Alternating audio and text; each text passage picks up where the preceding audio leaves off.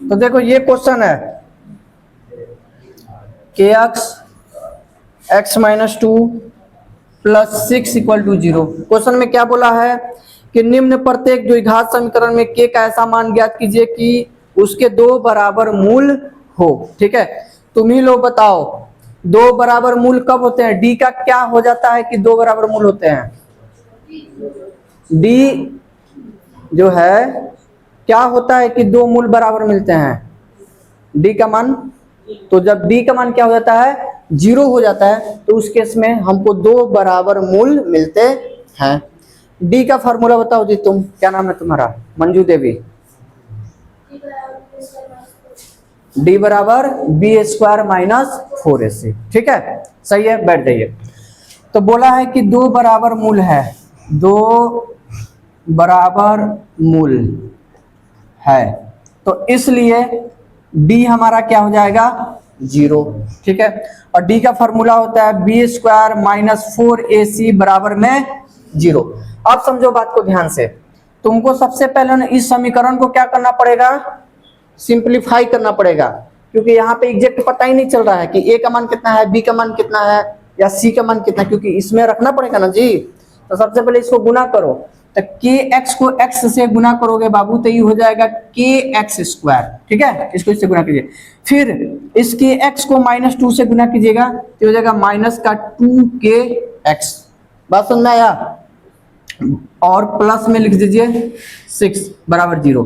अब यहां से a का मान देखो, तो a का मान क्या होता है? तो सर a का मान वो होता है जो एक्स स्क्वायर के साथ गुना में होता है, तो एक्स स्क्वायर के साथ गुना में कौन है? सर k है, तो यहाँ पे लिखेंगे k। वो हो गया a का मान। b का मान कौन होगा? तो जो x के साथ गुना में होता है, तो x के साथ कौन गुना में है? -2k। कौन है? -2k। तो यहाँ पे b बराबर लिखना -2k। ओके, और c तो तुम लोग को पता ही है, c कौन होता है?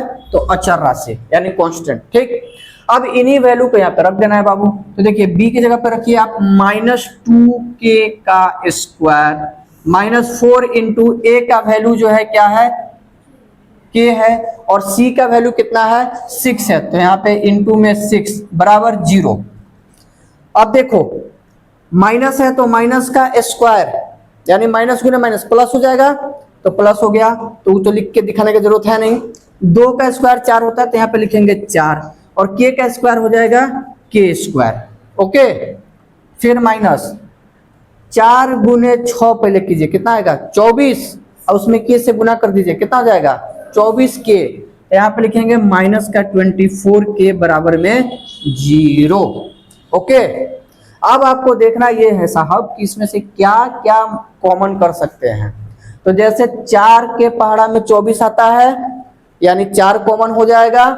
उसके बाद इसमें भी k है, इसमें भी k है, तो हम यहाँ पे 4k कॉमन करेंगे। 4k में कैसे वीडियो बनाते हैं, है कि नहीं? तो 4k कॉमन हो गया। ठीक, और यहाँ आ गया k -6। ठीक है, बराबर में 0। अब क्या करना है? इन दोनों को 0 के बराबर रख दो, यानी एक बार 4k बराबर 0 ले लो दोस्त, और एक बार k -6 बराबर 0 ले लो। तो यहाँ से देखो k का मान एक जो निकल के आएगा 0/4, यानी 0/4 हो जाएगा 0/सन्नाटा। ठीक है, और यहाँ k का वैल्यू कितना आ गया? इस माइनस को उधर भेजेंगे, प्लस का 6 हो जाएगा। तो इस तरीके से k का 2 मान निकल के आया, एक आया है और एक आया है।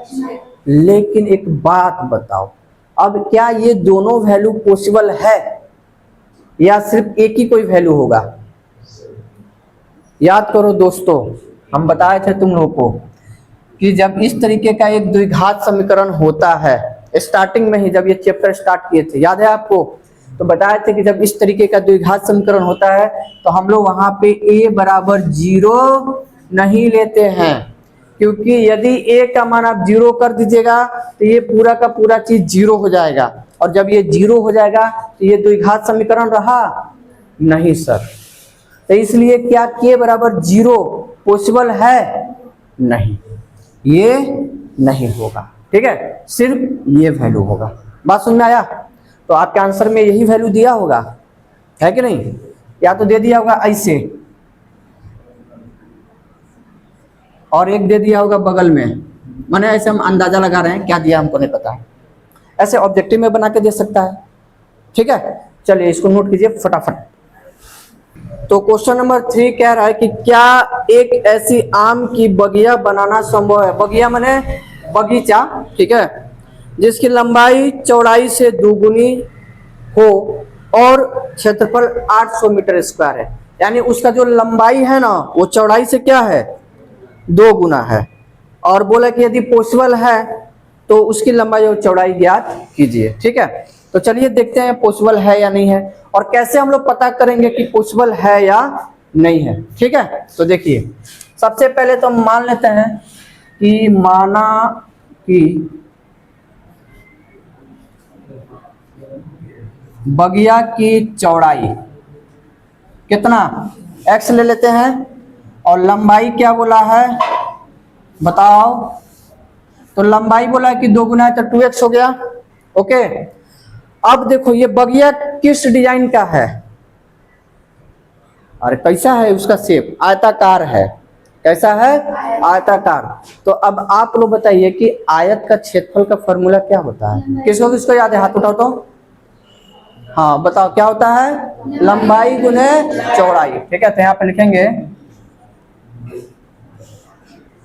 आयताकार बगिया है कि बगिया है आयताकार अरे आयताकार बगिया का क्या चीज, बोलो बच्चों, क्षेत्रफल क्या होता है, तो हो जाएगा लंबाई गुने चौड़ाई। अब देखिए बगिया का क्षेत्रफल दिया है कितना, सर दिया है 800 मीटर स्क्वायर, तो 800 लिख लीजिए, और लंबाई है 2x और चौड़ाई कितना है x, तो ये हो गया 800 और 2x इंटू एक्स कीजिएगा 2x स्क्वायर आ जाएगा, कितना आ जाएगा। ठीक है जी, अब देखो यहाँ से x square sorry 2x square बराबर लिख देते हैं कितना 800, यहाँ से इसको 2 बार में मैंने 2 से इस 800 को काट दो, कितना आ जाएगा 400, कितना आएगा 800 का आधा कितना 400। अब यहाँ से क्या कीजिए कि x बराबर आप लिख सकते हैं रूट में 400, बोलिए हाँ या ना, सर लिख सकते हैं, यहाँ प्लस माइनस लगा लीजिएगा। ओके, तो बताइए कितना बाहर निकलेगा, प्लस माइनस 20, प्लस माइनस 20। ठीक है, तुम ही बताओ ये जो मान निकल के आया है x का वास्तविक है कि नहीं, माने ऐसा तो नहीं ना कि रूट में नेगेटिव आया है, नहीं, तो रूट में नेगेटिव नहीं आया है तो सब ठीक है।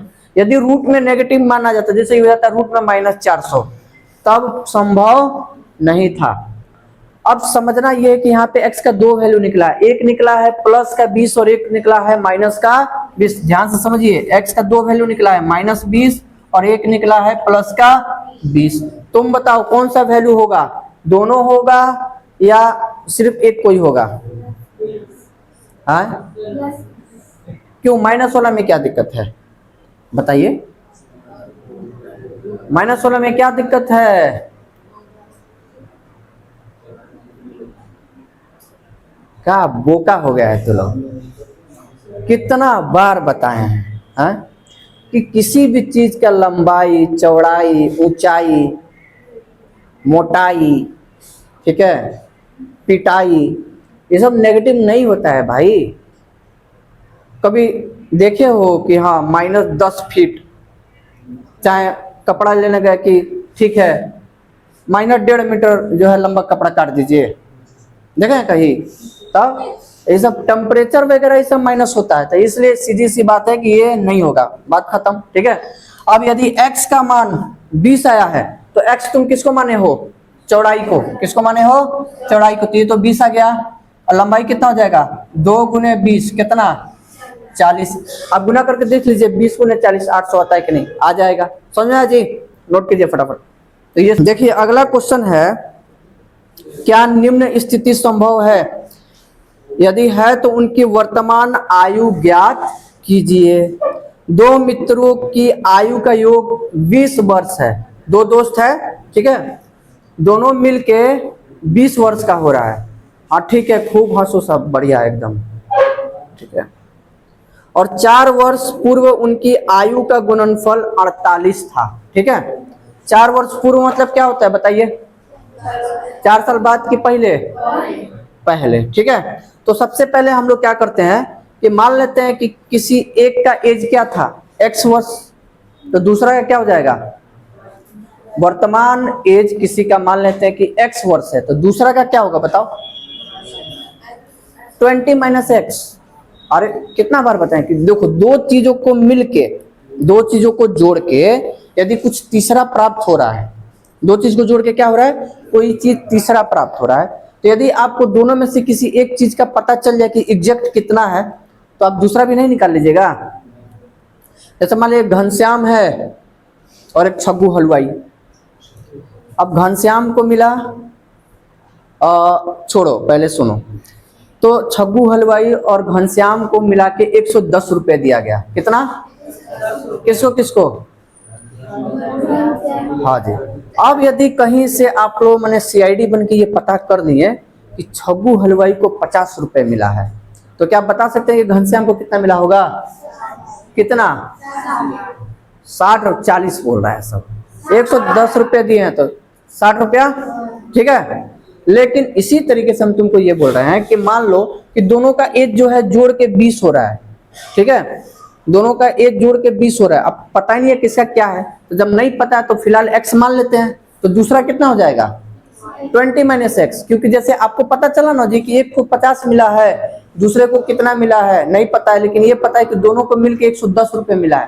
तो आप क्या किए? 110 में से 50 को माइनस कर दिए तो 60 निकल के आ गया है। इसी तरीके से यहाँ पे करना है। तो लिखना, माना कि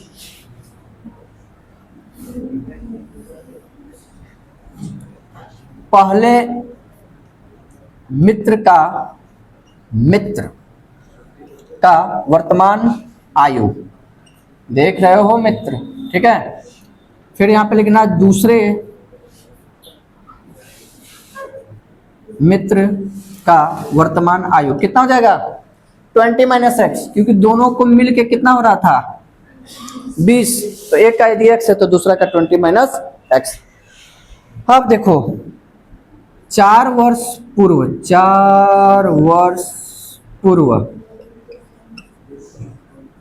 पहले मित्र का आयु क्या लिखिएगा? x minus 4। और इसी तरीके से 4 वर्ष पूर्व दूसरे मित्र का आयु। तो इसमें क्या करोगे भाई?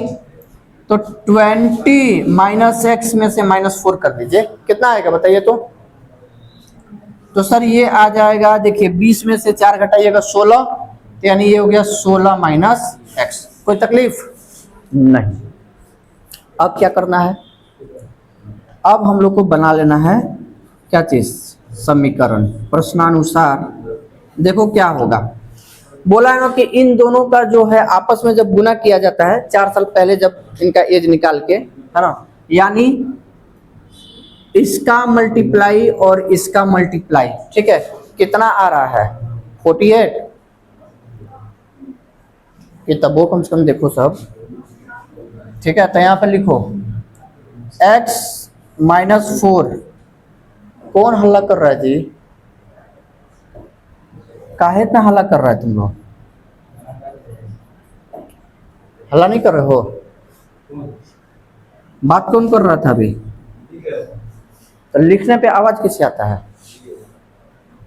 अच्छा, जैसे हम लिख रहे तो आवाज आ रहा है, वैसे ही आप लोग का भी आ रहा है। हम समझा रहे हैं। अब इसको क्या करना है? इसमें गुना कीजिए। तो x को 16 में गुना करो, कितना हो जाएगा? 16x।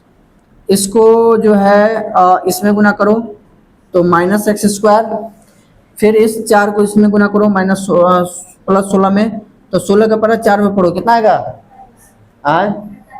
48। 48 ना कि 64? देख रहे हो? ठीक है, गलती करवा तो सब तुम लोग। और यहाँ पे क्या लिखोगे? -4x और दिस इज 48। समझ में आया? पहले आप इतना नोट कीजिए, उसके बाद हम इसको मिटा के फिर बताते हैं। तो ये क्वेश्चन था, इसको हम यहाँ पे लिख लिए हैं। अब इसको हम लोग क्या करते हैं भाई?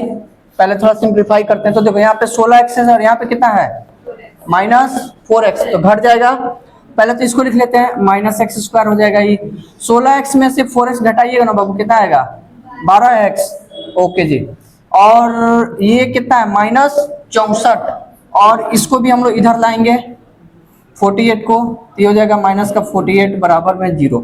अब देखते रहो, एक्स स्क्वायर प्लस का 12x, इसको जोड़ लो कितना हो जाएगा। तो देखो 60 और 40 100 हो गया, और 8 4 12, तो 100 में 12 जोड़ेंगे कितना आएगा 112 बराबर में 0। अब सबसे पहले क्या करना है, माइनस से गुना कर दो, क्योंकि यहाँ पे हम लोग माइनस नहीं रखते हैं, ठीक है। तो ये हो जाएगा आपका एक्स स्क्वायर, राइट, और ये कितना हो जाएगा माइनस का 12x, और ये प्लस का 112 बराबर में 0, ठीक है। ओके हो रहा है। अब हम लोग को ये पता करना है ना कि ये जो समीकरण बन के आया है इसका मान निकालना पॉसिबल है या नहीं। तो देखो पिछला वाला क्वेश्चन में तो थोड़ा सीधा सीधी दिख गया है, आराम से बता दिया। अब यहाँ पे क्या करेंगे, तो एक उपाय है, ठीक है। हम लोग यहाँ पे क्या करेंगे, डी निकाल लेते हैं। डी निकाल लेंगे, यदि डी का मान 0 से बड़ा आया या फिर डी का मान 0 के बराबर आ गया, ठीक है, तो ठीक है भाई, पर्दा थोड़ा और सटा दो, ठीक है।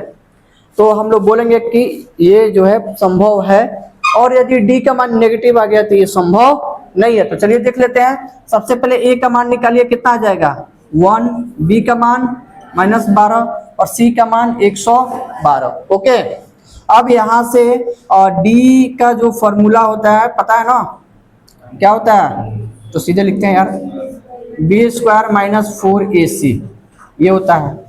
तो b का मान कितना है -12, या लिख लो -4 गुने 1, और c का मान 112। ध्यान से देखिएगा, 12 का स्क्वायर कितना होता है 144, वेरी गुड, माइनस इसको इससे गुना कर दो। ऐसे तुम लोगों को क्लियर पता चल रहा होगा, वैल्यू नेगेटिव आने वाला है, नहीं विश्वास है कोई बात नहीं। 4 का पहाड़ा जो है एक काम करिए, 100 का पहाड़ा 4 बार पढ़ो, कितना आएगा 400, और फिर 12 का पहाड़ा 4 बार पढ़ लो, कितना होगा, तो 5 से बच चुका 48, यानी ये आएगा तुम्हारा 448।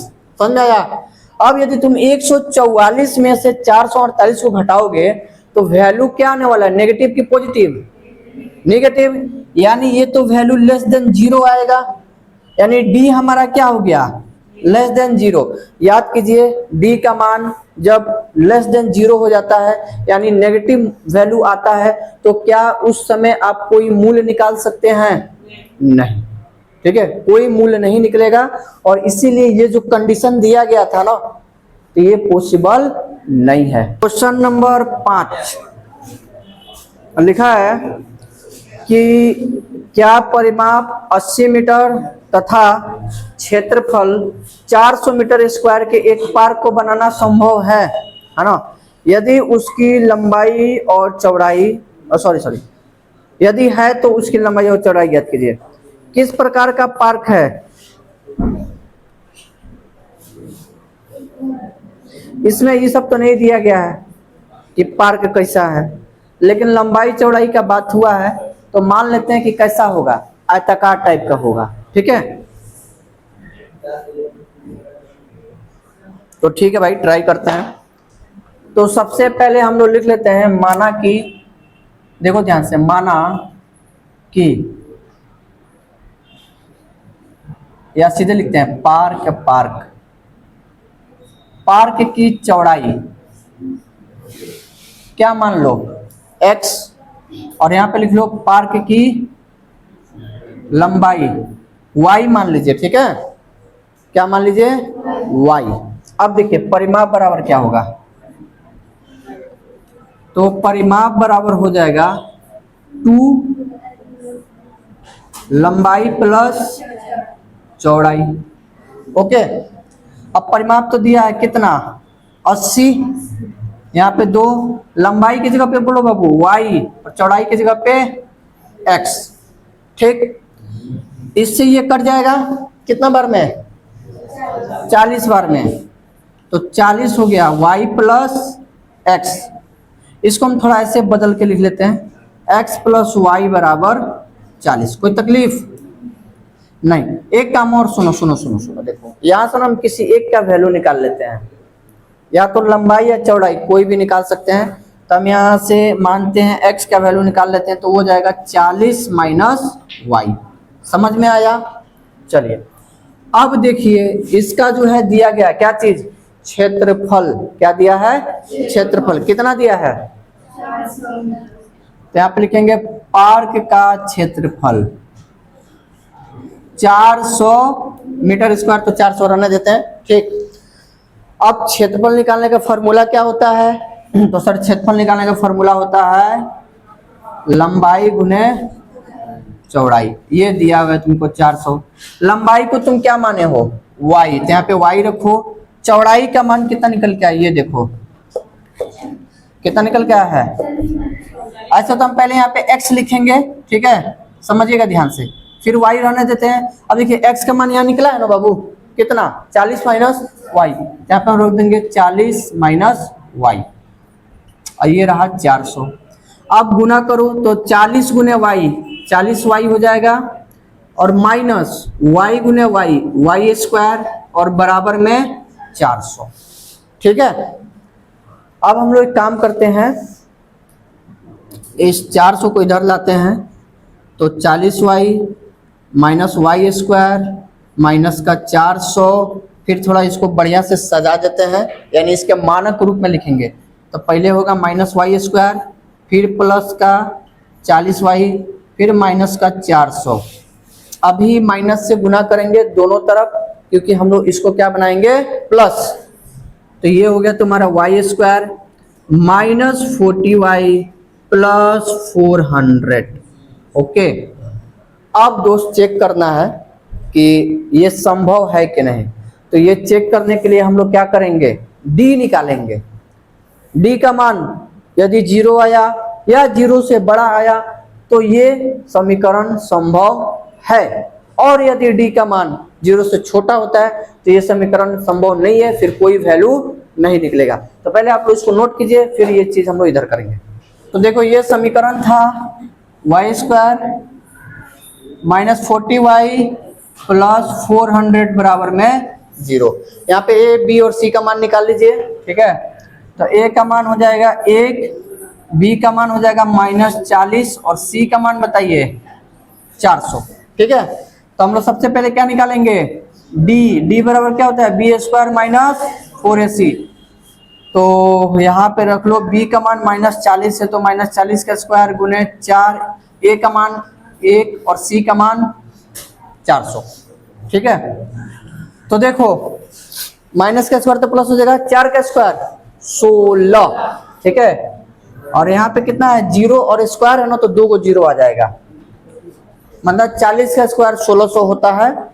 और यहाँ देखिए माइनस 4 गुने 4 कितना? 16 और डबल 0, यानी 1600 में 1600 माइनस हो जाएगा तो कितना आएगा? 0। तो d का मान क्या हो गया? 0। अब यदि d का मान 0 हो गया तो तुम बताओ यहाँ पे जो वैल्यू निकलने वाला है दोनों क्या आएगा? सेम ही आएगा, ठीक है।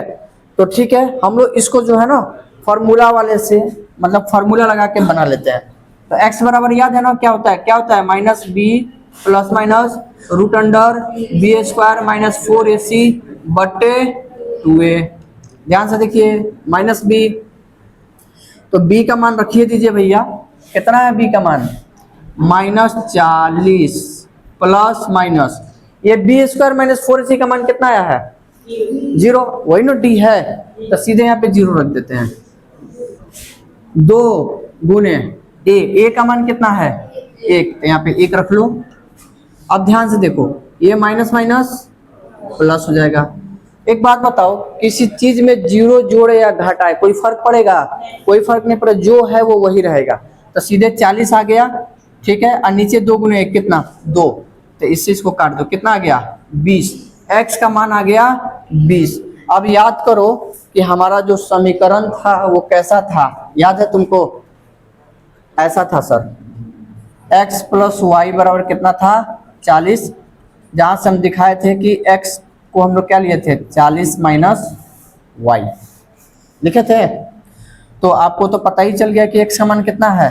20 है। तो सीधे ना यहाँ यहीं पर रख दीजिए, यहाँ पर रख दीजिए x बराबर x के जगह पे 20 प्लस y और ये 40। अब उसको उधर भेजो, तो 40 में से गया 20 तो कितना आया, यानी y का मान भी 20, x का मान भी 20, और ये जो समीकरण है ये संभव है ना। यहाँ पे हमको वैल्यू भी मिल गया है, और ये तो हम लोग यहीं पे पता कर लें कि ये संभव है या नहीं। यदि d हमारा 0 से छोटा हो जाता तब ये संभव नहीं था। ठीक है, और इस तरीके से आपका चैप्टर 4 हो गया कंप्लीट। ठीक है, चलिए।